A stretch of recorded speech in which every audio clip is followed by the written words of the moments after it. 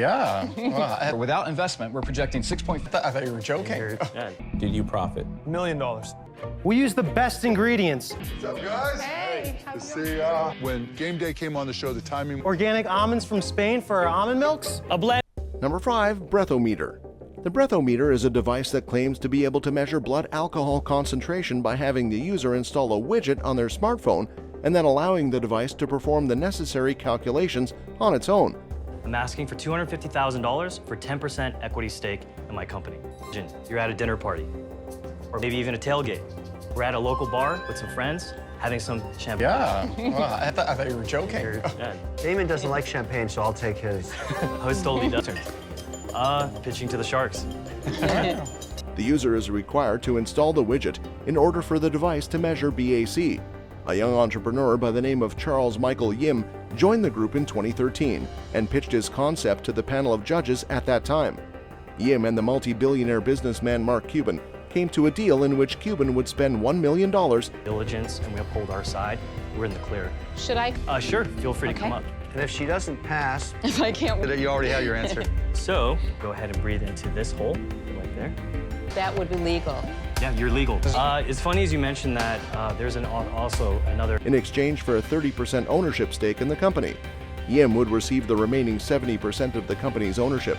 In addition, Cuban is the owner of the Dallas Mavericks. When Yim is having a fantastic time in Las Vegas and traveling to numerous islands with several companions 2 weeks after the episode initially aired, is it too soon to count chicks who have not yet emerged from eggs? But you're in on this, aren't you? If Cuban's in, and you'll get all 5 sharks. Lion's share of me. What equity do I get? You need $1 million. Now it's your today. turn. Give us on a straight equity deal. This is your round right here, right now. You got to come up with a really good offer. 300 doing 300,000. They split up the 700 amongst them. After seeing a snapshot of him engaged in such pastimes on Instagram, Cuban began to harass him about those activities and reminded him that he needed to be working rather than partaking in those things. Yim provided a reaction and justified himself by arguing that what they had done was nothing more than routine business networking. Who wants to bet what he comes back at? I say 25. Well, let's see what happens. He's been out there a long time. Welcome back. Thank you. You have an opportunity to get all sharks behind you. Right. Here, $500,000 from Mark Cuban. All right. Number 4, Rugged Maniac. When Brad Scudder and Rob Dickens established their company, they laid the framework for what would later be known as Rugged Maniac.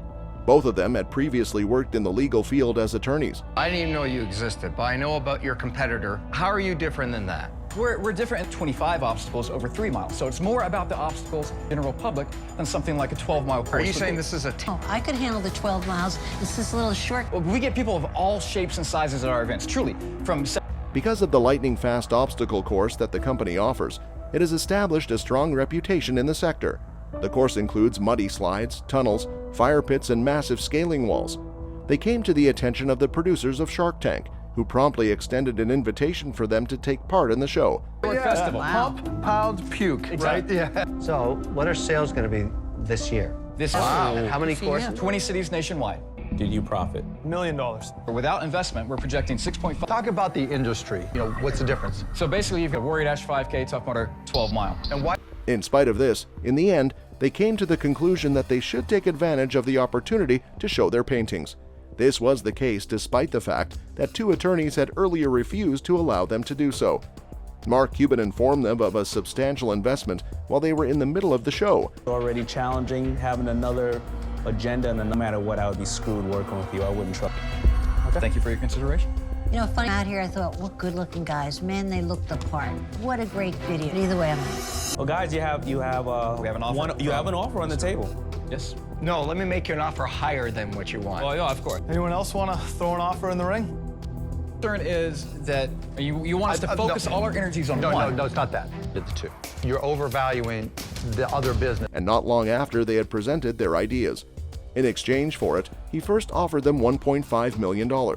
All of the parties involved were able to arrive at a mutually agreeable arrangement about the terms of the contract, which call for an investment of $1.75 million and a 25% ownership position in the company.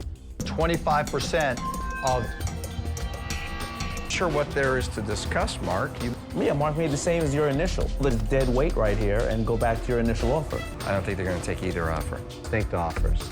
The first from Mr. Cuban is for 1.5. The exact same offer I made, and then he spent half an hour telling you how bad your business is. We went out there and discussed it. We'd like to eventually strike a deal with you. Instead of doing that, we'd like to split it in the middle and go 1.75. Gonna work, baby. Number 3, New Milk. Food technology Joe Savino and Ari Tolwan were both present in the tank at the same moment, and they had brought a bottle of almond milk into the space with them individually. Because it was developed by a company that specializes in food technology. Milk today means something totally different from what the milkman used to deliver to our home. Still drink cow's milk, but most of us... But Sharks, that comes at a price. Most of those milks are hyper-processed. Sharks, that's where we come in. Move on over, cow's milk. Came utterly easy.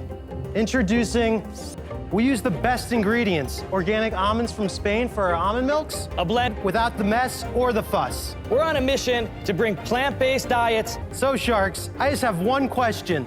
Who wants to milk this deal for all it's Our worth? flight of delicious dairy-free milks for each of you to... Mark, you've mentioned you're dairy-free. Come on up and make some fresh milk for yourself. The applications for the product are practically limitless. In addition to almond milk, oats, cashews, and a variety of other components may be used. Mark Cuban, a prosperous businessman who places a high level of importance on ensuring that he is always in line with the regulations, discovered that he was captivated by it. That's private jets, so if you guys flew to New York, you've eaten our food. Then after that, I left and I started this with Ari. I had national distribution. We were about 8,000 stores. I have a question. What would Mark pay for that bottle of almond milk that he took away? Yeah, you pay $3.99 to refill it. Okay, it's $3.90. How much goes to the grocery store? Yep, so the grocery store takes about a third. We've raised $12 million. Since he was a young adult, he had adhered to a vegan diet. He does not eat any animal products. As a direct consequence of being impressed, he made an offer to lend and invest a total of $2 million, with the first $1 million going toward an investment that would yield 7% equity and the second $1 million going toward a loan that would generate 3% interest. I only have so much time in here. There's a lot to explain about your business model. For $1 million for 5%, you're losing money. These countertops in the field. It's just not investable for me right now. I'm sold the stainless steel. And what do they cost you to make? $300. I thought you were nuts when you first walked out here, but now I have a different opinion. This was his way of expressing his gratitude for the fact that you managed to captivate him. Joe and Ari should give serious consideration to taking advantage of this deal because it has a good chance of turning out to be the most advantageous opportunity available. Following their ecstatic acceptance of the offer, they hurriedly withdrew from the area and escaped. So in total, if you use all the capital, it's... Do you have a little bit of flexibility? We really want to work with you. You can help us grow this. It can be... Do you have a little bit of flexibility? It's a great offer, Mark. We love it. 5, 7, can't do 6. You came... Deal, yes, sir. Moment. Congratulations, guys. We accept the congratulations, but the work starts now. Number 2, Game Day Couture. Game Day Couture was founded with the purpose of providing a solution to a problem that a lot of modern women face, which is that they want to wear clothing that shows support for their favorite sports teams, but the vast majority of what is currently available is unattractive and was designed with the idea that men would wear it predominantly. Game Day Couture was created with the intention of providing a solution to this problem. What's up, guys? Hey. To see when Game Day came on the show, the timing... Game Day Couture works together with NBA and NCAA teams to design attire that features fashionable accents and emblems from a variety of clubs. This apparel is sold on their website. The merchandise of Game Day Couture can be purchased in NBA and NCAA retail locations.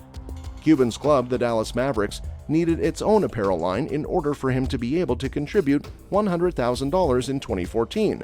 Make yourself comfy. The year before Shark Tank, we did 3/4 in exchange for a 30% ownership position in the company. Cuban was able to do this since the Mavericks had their own brand. Cuban provided the corporation with the funds in exchange for naming rights to the organization. It was essential to modify this product in such a way that it would perfectly suit the requirements of the Mavericks. I have every bit of confidence that we're going to crush it. Cuban now owns a piece of a very successful company, in addition to being able to provide the female fans of his club with a stylish range of Mavericks tops to choose from, and he will be able to do so since he is the owner of the Mavericks. It was anticipated that by the time the year 2018 comes to a close, Game Day Couture will have earned a total of $20 million in sales, with $12 million of those sales occurring during that single year alone. I think we delivered upon our contingency. Number 1. Tower Paddleboards. Cuban purchased a 30% ownership stake in this stand-up paddleboard company in exchange for a donation of $150,000 that he made to the company in 2012.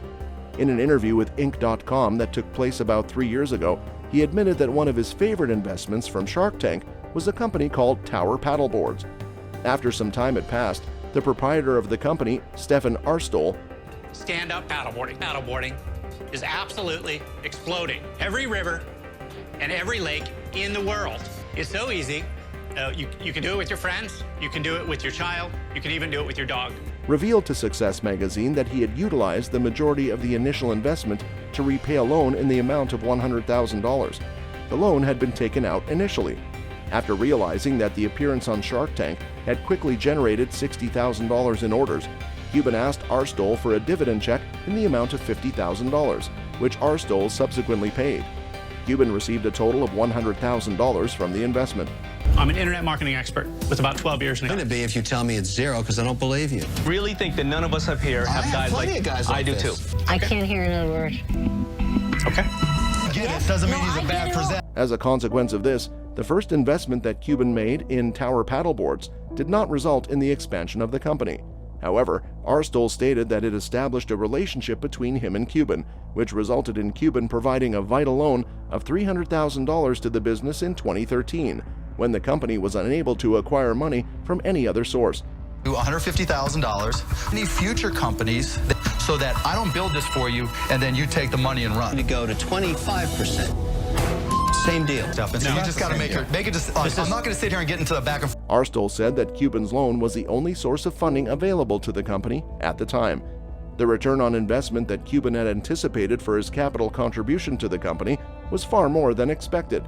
According to sources, Tower Paddleboards racked up more than $30 million in revenue at the end of 2018, the company's most recent full fiscal year. Forth with not so Mr. Wonderful, right?